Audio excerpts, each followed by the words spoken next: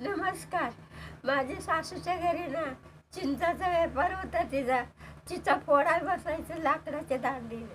हिरवळ चिचा फोडायच्या, घरातली कामं करायचे. चिचा फोडून त्या चिचुका अलग करायचं, त्या चिंचाच्या साली अलग करायच्या आणि स्वच्छ चीच अलग करायची. त्याच्यात 3 हिस्से करायचं. चिचुक व्यवस्थित साईडला करायचं, साली व्यवस्थित आणि चिंचा अलग ठेवायच्या टोपल्या भरून. असं चिंचेची कामं दिवसभर करायची. ती चिचुक्याचं मग संध्याकाळी माप व्हायचं, किलोचं माप व्हायचं. 4 किलो, 5 किलो, 6 किलो असं किलोवर शेरावर माप असायचं. शेर त्या काळी शेर असायचं.